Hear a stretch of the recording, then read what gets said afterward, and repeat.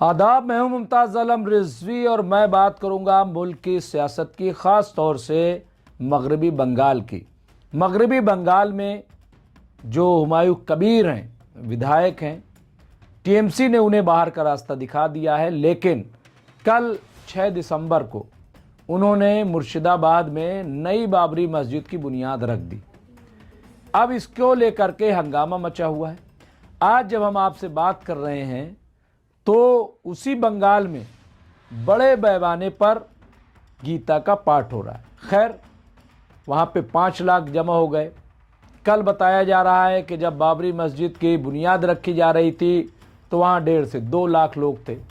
ये राजनीति चलती रहेगी, लेकिन ये अच्छी बात है कि हर किसी को इस बात का इल्म हो गया है कि ये जो कुछ हो रहा है वो बंगाल में होने वाले चुनाव के पेश नज़र हो रहा है। ये सबको पता हो गया, उसमें कैसे क्या हो रहा है ये भी सब पता है। अब इस पे जो मैं पेश करना चाहता हूं, बहुत ही सीनियर जर्नलिस्ट, सियासी तज्जिया निगार जनाब शकील हसन शम्सी का एक आर्टिकल जो हमने उनके वॉल से लिया है। उन्होंने सोशल मीडिया फेसबुक प्लेटफॉर्म पर जो लिखा है, और बहुत चौंकाने वाली बात उन्होंने लिखी। उन्होंने लिखा है कि बंगाल के बाद हैदराबाद में बाबरी मस्जिद, और ये सवालिया निशान लगाया उन्होंने, बंगाल के बाद हैदराबाद में बाबरी मस्जिद।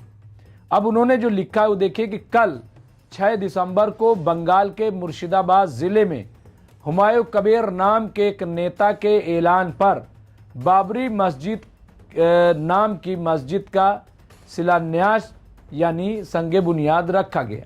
इस मामले में एक ख़ास बात यह है कि हुमायूं कबीर 6 साल पहले बीजेपी में थे और उनकी सेवाओं को ध्यान में रखते हुए बीजेपी हाईकमान ने उन्हें मुर्शिदाबाद की पार्लिमानी सीट से लोकसभा का टिकट भी दिया था, लेकिन वे तृणमूल कांग्रेस के उम्मीदवार के सामने टिक नहीं पाए और बुरी तरह से हार गए थे।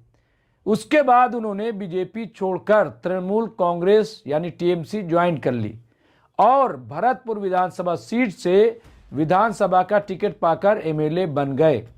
हमें उम्मीद है कि इस छोटी सी जानकारी के बाद ये समझ में आ गया होगा कि बाबरी मस्जिद के नाम पर बंगाल में मस्जिद बनाने के पीछे कौन सी ताकतें एक्टिव हैं। ये आप समझ रहे हैं। ये कौन कह रहा है? ये शकील हसन शम्सी कह रहे हैं। चिंता की बात यह है, फिक्रमंदी की बात यह है कि मस्जिद के शिलान्यास के जवाब में कई हिंदू संगठनों ने भी मोर्चा खोल दिया है और गीता पाठ नाम का एक काउंटर प्रोग्राम ऑर्गेनाइज किया है, जिसमें लाखों लोग और बड़े बड़े संत शामिल हो रहे हैं। जाहिर है, बंगाल में चुनाव जीतने के लिए सांप्रदायिक ताकतों के पास सांप्रदायिकता को बढ़ावा देने के अलावा कोई रास्ता नहीं है। हिंदू सांप्रदायिकता को बढ़ावा देने के लिए मुस्लिम सांप्रदायिकता सामने लाना ज़रूरी है। इसलिए हुमायूं कबीर की सेवाएं ली गई हैं। कहा जाता है कि हुमायूं कबीर ने नींव का पत्थर रखने के मौके पर 60,000 लोगों के लिए बिरयानी का इंतज़ाम किया था, लेकिन उम्मीद से कहीं ज़्यादा लोग वहां पहुंचे और लोगों ने मस्जिद बनाने के लिए कई लाख रुपया का चंदा भी दिया। ध्यान रहे कि तृणमूल कांग्रेस ने बिना किसी परवाह के हुमायूं कबीर को पार्टी से सस्पेंड कर दिया है। वैसे हमारी राय में हुमायूं कबीर को तुरंत पार्टी से निकाल देना चाहिए। असल में बाबरी मस्जिद गिराए जाने से मुसलमानों को जो दर्द हुआ, उसको भुनाने के लिए बाबरी मस्जिद को फिर से बनाने से बेहतर दूसरा नारा किसी के पास नहीं है। इसी को देखते हुए अब हैदराबाद के एक मुस्लिम संगठन ने भी ग्रेटर हैदराबाद इलाके में बाबरी मस्जिद के नाम पर एक नई मस्जिद बनाने का ऐलान किया है। हमारी राय में ऐसे ऐलानों का एकमात्र मकसद हिंदू और मुसलमानों के बीच तनाव फैलाकर बीजेपी को फायदा पहुंचाना है। हम जानते हैं कि मुगल शासक बाबर के नाम पर मस्जिद बनने से भारतीय मुसलमानों के खिलाफ फैली नफरत और बढ़ेगी और उन सांप्रदायिक ताकतों को और फायदा होगा जिन्हें पिछले लोकसभा चुनाव में सिर्फ 240 सीटें मिली थी। कोई हैरानी नहीं कि अगले चुनाव में 400 सीटें पाने का उनका सपना ख्वाब सच हो जाएगा। लेकिन हम और आप क्या कर सकते हैं? कुछ लोग मानते हैं कि सांप्रदायिकता का मुकाबला सिर्फ सांप्रदायिकता से ही किया जा सकता है, लेकिन सच तो ये है कि सांप्रदायिकता का मुकाबला सिर्फ सेकुलरिज्म के जरिए किया जा सकता है। देश भर में मुसलमानों के खिलाफ नफरत फैलाने का जो खेल चल रहा है, उससे लड़ने के लिए हमें सेकुलर हिंदुओं को अपने साथ लाना होगा। हम सब जानते हैं कि इस देश में सेकुलर हिंदुओं की संख्या अब भी बहुत ज़्यादा है। यही वजह है कि पिछले लोकसभा चुनाव में बीजेपी को 63 सीटें गंवानी पड़ी और वो अपने दम पर सरकार नहीं बना सके। जाहिर है बाबरी मस्जिद के नाम पर सांप्रदायिकता फैलाने का सीधा फायदा उन्हीं ताकतों को होगा जो धर्म के नाम पर राजनीति करते हैं। ये कि धर्म का कार्ड खेलने का ये तरीका काफ़ी पुराना है। जब बाबर ने करीब 500 साल पहले भारत पर हमला करने का प्लान बनाया तो उसने सेंट्रल एशिया के अलग अलग हिस्सों से सैनिकों को अपनी सेना में भर्ती करने का नारा दिया कि उसे काफिरों के खिलाफ जिहाद छेड़ना है। जबकि उस समय भारत में एक मुस्लिम शासक इब्राहिम लोधी का राज था, लेकिन सीधे साधे मुसलमान उसके इमोशनल नारे में फंस गए। ये भी ध्यान देने वाली बात है कि शेरशाह सूरी की मुस्लिम सेना ने ही बाबर के बेटे हुमायूं को दिल्ली सल्तनत से बाहर निकाला था। अगर शेरशाह बारूद के गोदाम में हुए धमाके में नहीं मरा होता तो भारत का इतिहास बदल गया होता। ये बात शकील हसन शम्सी ने लिखी है और आप देखिए कि बहुत वसूख से उन्होंने बात कही है। अब हैदराबाद में ऐलान हो गया, हैदराबाद में भी बाबरी मस्जिद की बुनियाद रखी जाएगी। वहाँ पर भी तो आखिर ये देश को कहाँ लेकर जाया जा रहा है, किस तरह का माहौल बनाया जा रहा है। एक तरफ आप देखिए कि पूरा हिंदू राज बनाने की बात हो रही है, पूरा आप देखिए, और हिंदू राज बनाने के लिए यहाँ तक कह दिया गया कि भाई 400 यानी 367 या 70 सीटें लानी पड़ेंगी। ये खुल्लम खुल्ला ही बात कही जा रही।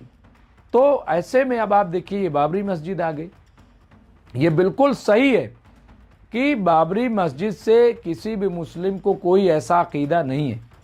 मुसलमानों की नाराज़गी सिर्फ ये है कि जो जिस तरह का माहौल बना करके बाबरी मस्जिद को गिराया गया वो गलत था। आज भी आप देखिए कि जिस तरह का माहौल बनाया जा रहा है। अभी जब हम बात कर रहे हैं बंगाल की, तो मथुरा में देवकी नंदन ठाकुर उनकी क़यादत में एक बड़ा जुलूस निकल रहा है, बड़ा जुलूस, और कह रहे हैं कि ये तो पूरे भारत में निकलेगा। और वो बार बार धमकी दे रहे हैं कि हमें ईदगाह दे दो, हमें मथुरा दे दो। ऐसा लग रहा है कि मथुरा मुसलमानों के कब्जे में, ईदगाह एक अलग जगह है और मथुरा पूरा आप देखिए कि भगवान श्री कृष्ण जो है वो मथुरा की पहचान है, देश की पहचान है। कौन इस बात से इनकार कर रहा है? लेकिन चूंकि राजनीति करनी है, चूंकि इनको सियासत करनी है, और इसी में इनको लगता है कि हमारी जीत होगी। हालांकि आप देखिए भव्य राम मंदिर की तामीर की, लेकिन उसी जगह, उसी अयोध्या में बीजेपी को हार का सामना करना पड़ा। इसी तरीके से आप देखिए कि एक बड़ा काशी कॉरिडोर बनाने की बात मोदी जी ने की, वहां मंदिरों को तोड़ा गया। और उसी जगह जहां मोदी जी 2019 में 5.5-6 लाख वोटों से जीते थे, इस बार वो महज 1.5 लाख वोट से बड़ी मुश्किल से जीत पाए।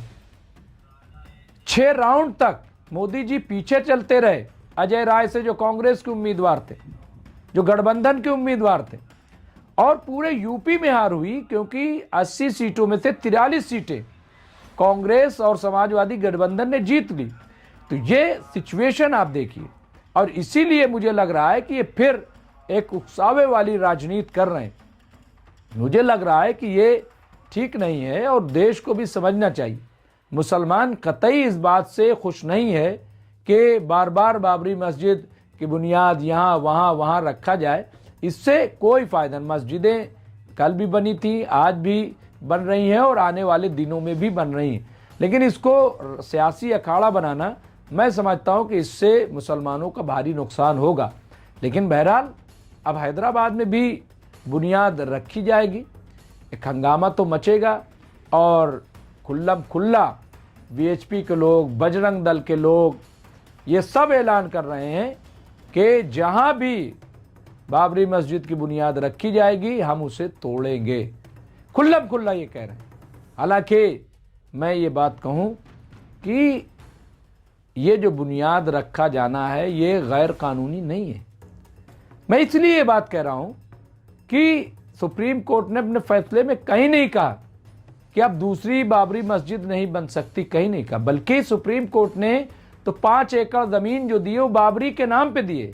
मैं ये नहीं कह रहा हूं कि बाबरी मस्जिद बनाने के नाम पे दिए, नहीं, लेकिन बाबरी मस्जिद के टूटे जाने के हर्जाने के तौर पर वो 5 एकड़ जमीन दी गई है कि उस पर मस्जिद बनाई जाए, नाम कुछ भी हो। तो इसलिए मुझे लग रहा है कि गैर कानूनी नहीं है, लेकिन जो लोग भी ऐसा कर रहे हैं वो समझ रहे हैं कि क्या कर रहे हैं और इससे सिवाय कौम को नुकसान के कुछ नहीं होगा।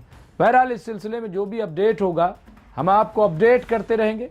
देखते रहे एमएमसी न्यूज़ इंडिया। बहुत बहुत शुक्रिया।